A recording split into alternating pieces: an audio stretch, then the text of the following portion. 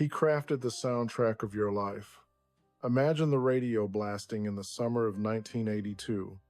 The air smells like hot pavement and barbecue smoke. You are dancing to Love Come Down.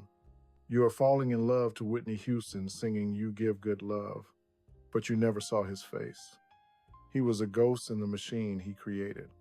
Here is the deal. This man was the architect of 80s R&B. He should have been mentioned in the same breath as Prince. He should have stood on the same stage as Babyface. But history played a cruel trick on him. Picture a little boy in New York City, 1956. He had no mother to hold him. He had no father to guide him. He was just a number in the foster care system. He moved from house to house like a piece of unwanted luggage. Some homes were cold, others were violent. He carried scars most adults could never handle. But wait, it gets deeper. He did not let the pain destroy him. He used it. He took all that hurt and turned it into the smoothest melodies you ever heard. So why did his story end in mystery? Why did the applause turn into silence? The truth is heavier than you think. December 1956, New York City. The wind cuts through your coat like a knife. The streets are gray. The sidewalks are hard. In a hospital room, a baby boy takes his first breath. His name is Michael Jones. Most babies go home to a warm crib. They go home to a mother who smiles. They go home to a father who protects them. Michael did not have that luck. Life dealt him a bad hand before he could even open his eyes. He entered the foster care system immediately. Picture this. You are a small child. You need love like you need air. But instead of love, you get a number. You get a case file. You are not a son. You are a job for the state. He moved from house to house. He was like a package nobody wanted to keep.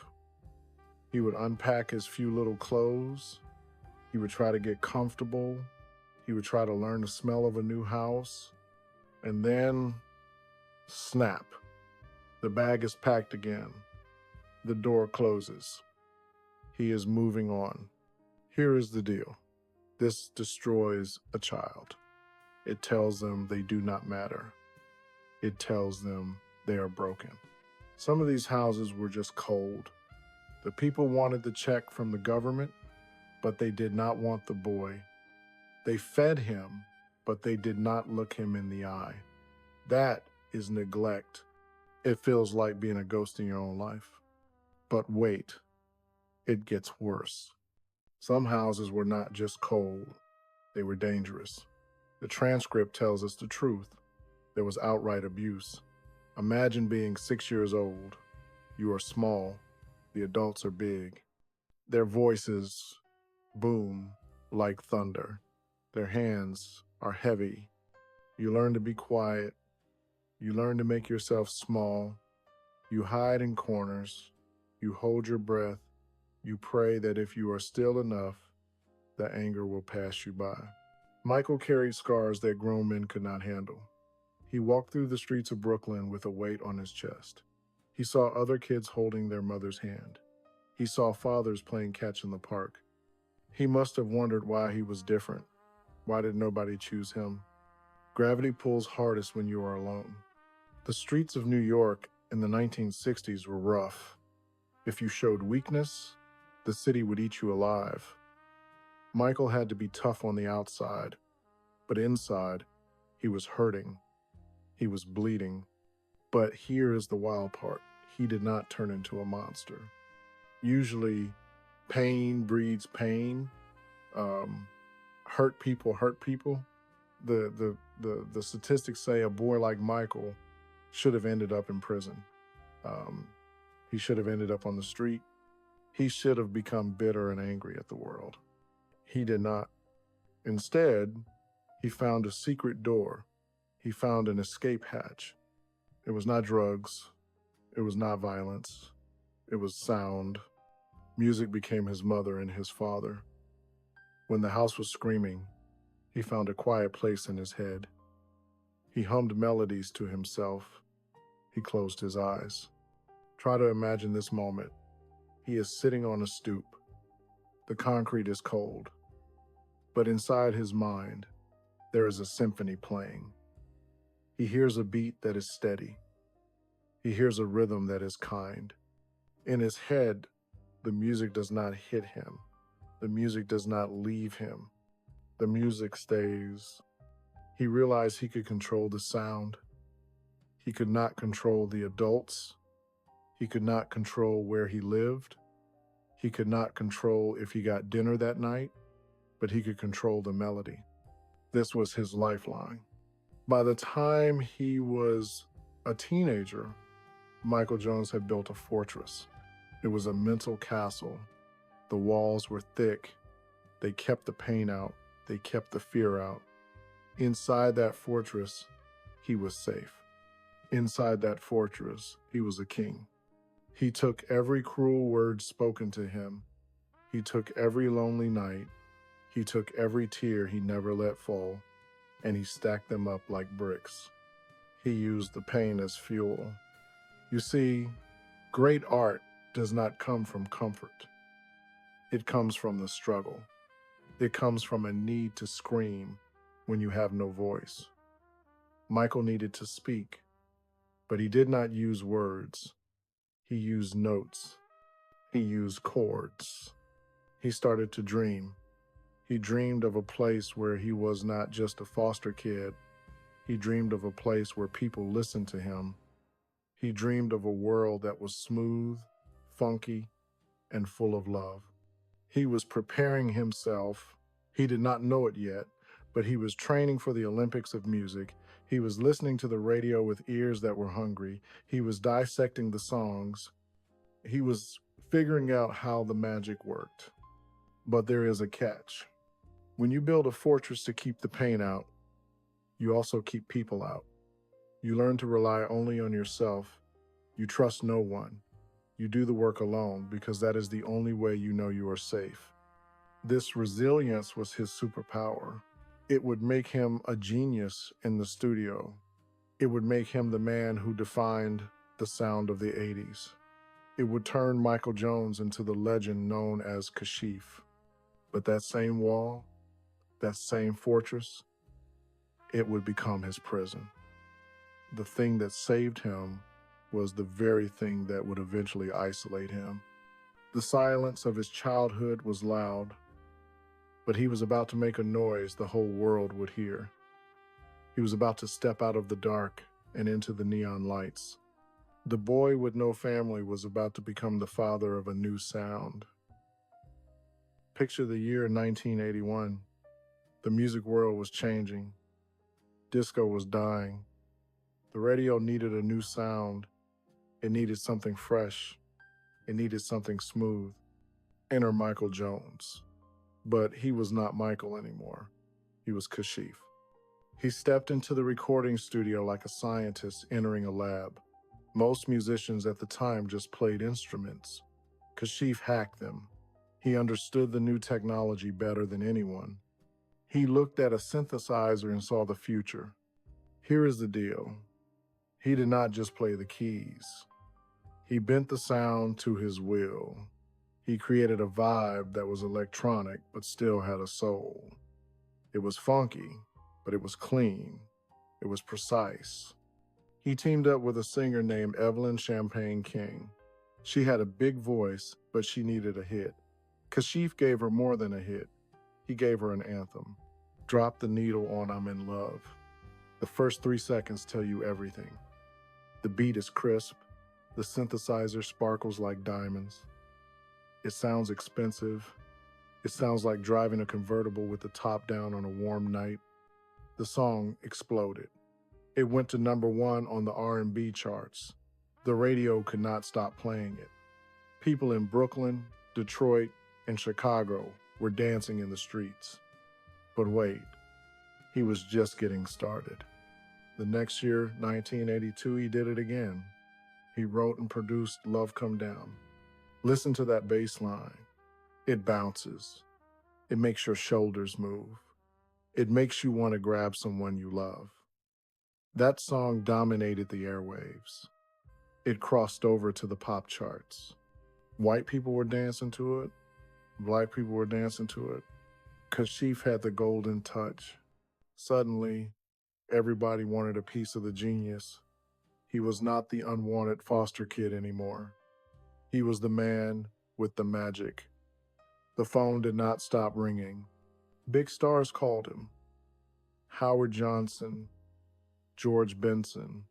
They all wanted that Kashif sound. They knew that if Kashif sat behind the mixing board, the song would be a hit. Then came the moment that changed history. A young woman named Whitney Houston was trying to break into the business. She had a voice like an angel, but the record label was nervous. They needed a song that would introduce her to the Black community first. They needed a song that felt like home. They called Kashif. He produced You Give Good Love. The song is silky. It is slow. It builds up gently. When Whitney hits the high notes, she flies. But Kashif built the runway she took off from. That song went to #1. It launched the career of the greatest singer of our time. Without Kashif, the Whitney Houston story starts differently. Imagine the checks rolling in. The royalties were massive. We are talking about millions of dollars.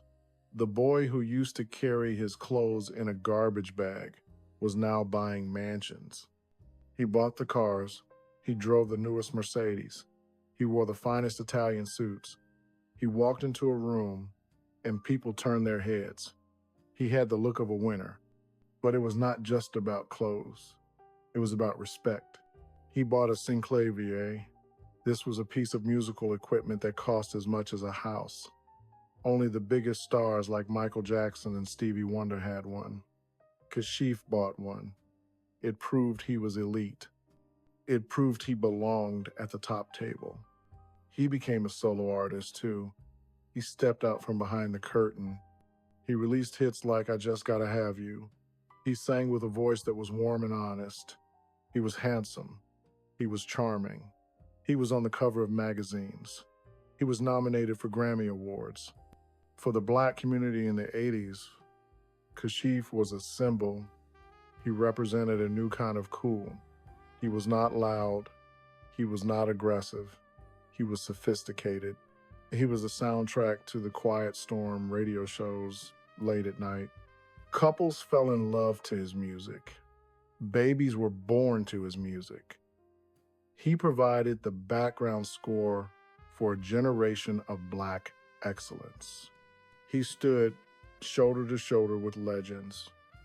He should have been mentioned in the same breath as Prince.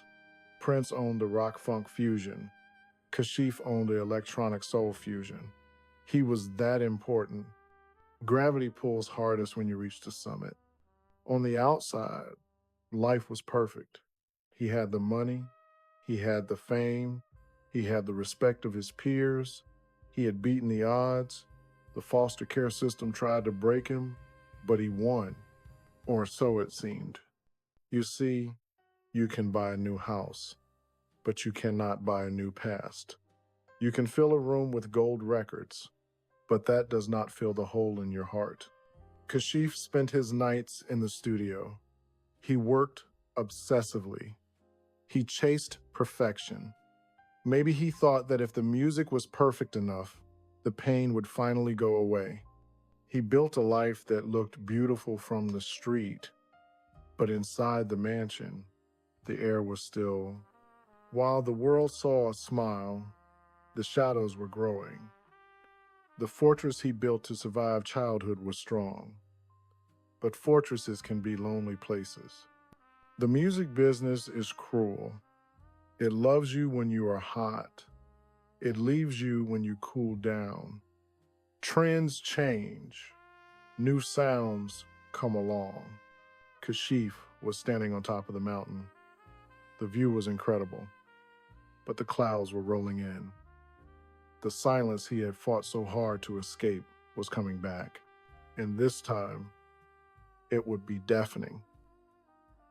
Here is the brutal truth. about the music industry. It is a vampire. It drinks your youth. It drinks your talent. And when it is full, it throws you aside. Kashif had built the sound of a decade. He was the architect of the 80s. But the calendar pages kept turning. The year became 1990, then 1991. The radio changed. Suddenly, the smooth, sophisticated synthesizer sound was not cool anymore. The streets wanted something harder. They wanted New Jack Swing. They wanted hip-hop. They wanted raw aggression, not polished perfection. The phone, which used to ring every hour, began to sit still. Picture this. You are sitting in a mansion. The walls are covered in gold records. You have millions of dollars in the bank. But the silence is creeping back in. For a normal person, this is a career change. For Kashif, it was a tragedy. Remember the little boy in the foster system? Remember the kid who moved from house to house? He survived by making himself necessary. He survived by creating something the world needed. He built a fortress of sound to keep the pain away. But what happens when the world stops needing your sound? The fortress becomes a prison. The transcript tells us his story ended in mystery and silence. That is a heavy phrase. It implies a slow fade. It implies that the darkness he fought off as a child finally caught up to him. Here is the deal. When the applause stops, the memories come back. Those scars from his childhood were deep. The neglect, the abuse, the feeling of being a burden. He had buried them under layers of platinum hits. He had drowned them out with melodies. But gravity pulls hardest when you are standing still. Without the constant noise of the studio, without the rush of the next hit record, Kashif was left alone with his thoughts. He was left alone with the boy named Michael Jones. The industry did not give him his flowers while he was here to smell them. He should have been celebrated like royalty. He should have been a household name forever. But outside the liner notes, his name began to fade. It is a cruel trick of history. We love the song, but we forget the singer. We dance to the beat, but we ignore the heart that created it. Kashif became the quiet architect again, but this time, the quiet was not a choice. He retreated. The world saw him less and less. He did not have the family foundation to fall back on. He did not have the parents to tell him he was worthy simply because he existed. He had only his work. And when the work slowed down, the foundation cracked. Imagine the nights in that big house. The air conditioner hums. The lights are low. You walk through rooms that are too empty. You look at the awards on the wall, and they feel like artifacts from a lost civilization. He was still a genius. That never went away. But a genius needs an audience. The isolation started to wrap around him like a cold blanket. This is the part of the story that hurts the most.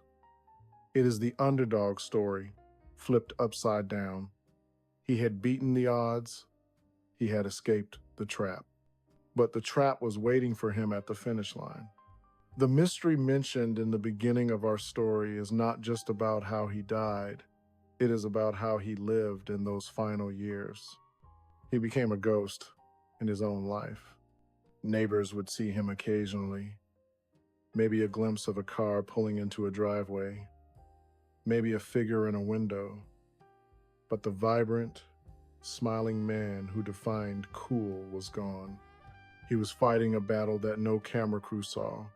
He was fighting the physical toll of a life spent working nonstop. He was fighting the emotional toll of a childhood that never really left him. We talk about the price of fame. Usually, we mean drugs or scandals. But for Kashif, the price was silence. The world was busy moving on to the next big thing. New stars were rising. They stood on the foundation Kashif built.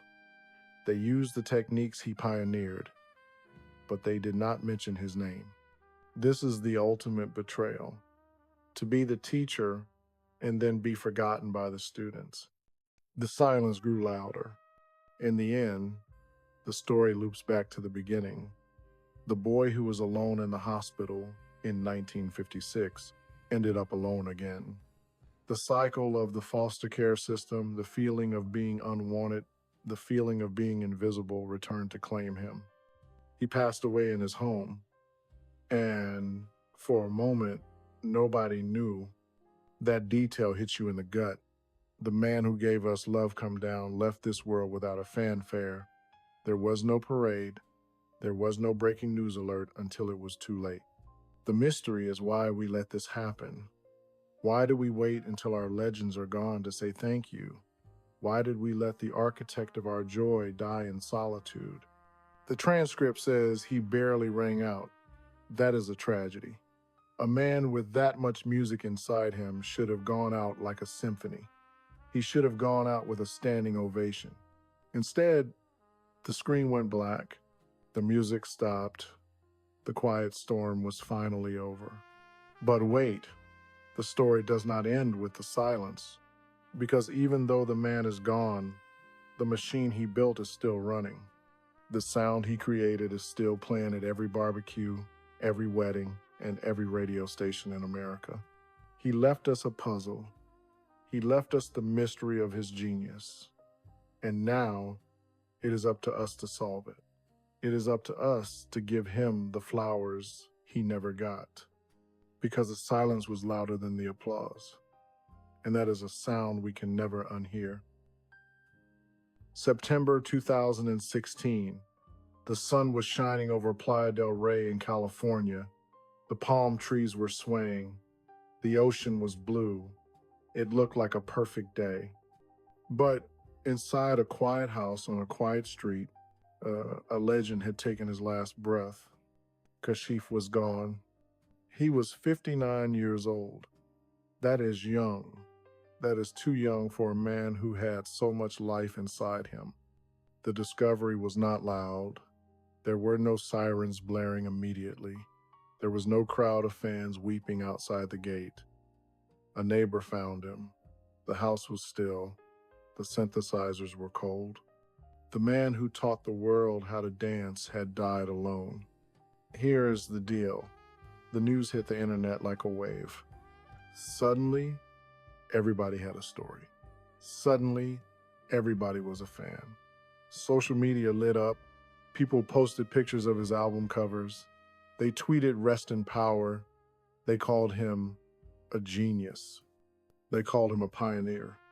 Celebrities wrote long tributes. They spoke about how he changed the game.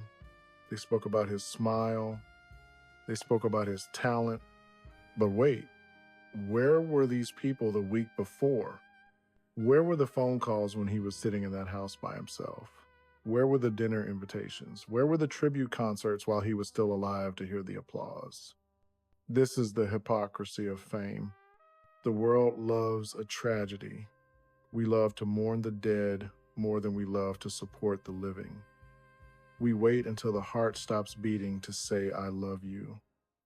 We wait until the eyes are closed to give the flowers. Kashif had spent the last years of his life trying to tell a story. He was working on a massive documentary. It was called The History of R&B Music. He wanted to preserve the culture. He wanted to make sure the architects of the sound were remembered. He was interviewing other legends. He was doing the work. He was fighting to keep the history alive. But in the end, he became the history. The coroner said it was natural causes. They said his heart just stopped. But look closer. Maybe the silence finally became too heavy.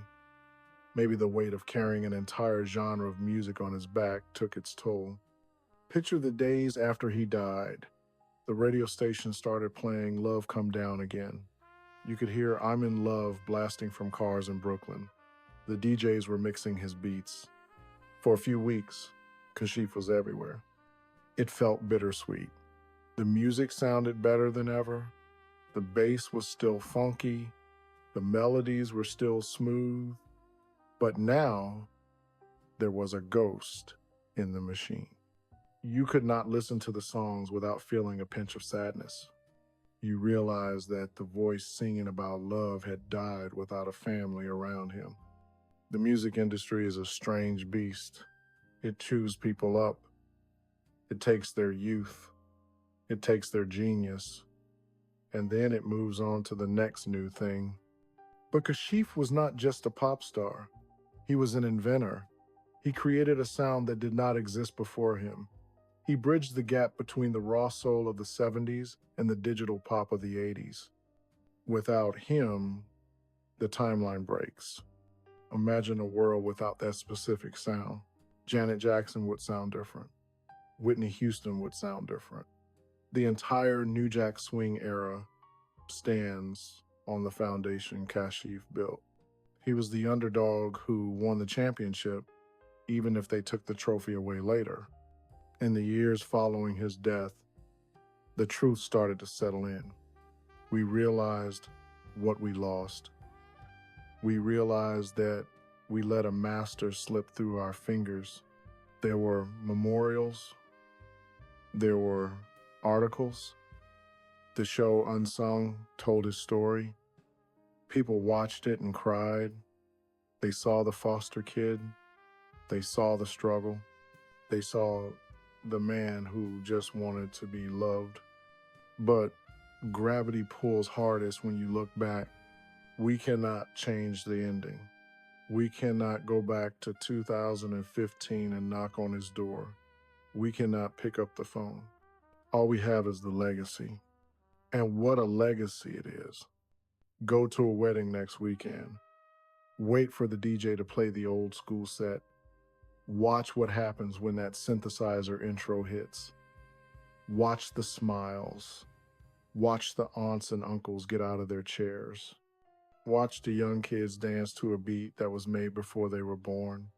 The room fills with joy. The air smells like celebration. That is Kashif. He is not in the empty house anymore. He is in the speaker. He is in the rhythm. He is in the smile of a stranger dancing in the dark. He turned his pain into our joy. He took his loneliness and gave us a reason to come together. The man died in silence. But his music will never be quiet. The boy from the foster home in New York City finally found a home that can never be taken away. He lives in the heart of the culture, and that is a lease that never expires. The house in Playa del Rey is quiet now. The synthesizers are unplugged. The man named Michael Jones is gone. But listen closely to the airwaves. Kashif is not dead. He is just playing on a different frequency. Here is the deal. You cannot kill energy. You cannot bury a melody that made millions of people fall in love. Go to a family reunion this summer. Smell the charcoal burning on the grill. Watch your auntie grab your uncle by the hand when the DJ drops the needle on Love Come Down. Look at the joy on their faces. That is Kashif. He is not in the ground. He is in the rhythm. He is in the memories of your first slow dance. He is in the background of your best days. He started as a foster kid with nothing. He ended as a legend who gave us everything. He took the pain of a lonely childhood and turned it into a sound that brings people together. That is the ultimate victory. The industry might have turned its back on him. The telephone might have stopped ringing, but the people never forgot. He spent his final years working on a documentary. He wanted to protect the history of R&B. He wanted to make sure the pioneers got their respect. He did not know that he was the most important pioneer of them all. He built the bridge that Whitney Houston walked across. He laid the foundation that Babyface built upon. But wait, think about this. He proved that your start does not determine your finish. He proved that you can be broken and still create something whole. He was the rose that grew from concrete. We owe him a debt. We cannot pay him back with money. We cannot pay him back with awards. He has passed all of that now. But we can pay him back with memory. Every time you stream his songs, you keep him alive. Every time you tell a young person who produced You Give Good Love, you give him his flowers. Do not let his name fade. Do not let the silence win. I want to hear from you. Which Kashif song holds a special place in your heart? Was it the slow jams or the dance tracks? Tell me your story in the comments below. Let us keep his name ringing in the streets. Some stories end without closure, but dignity doesn't need applause.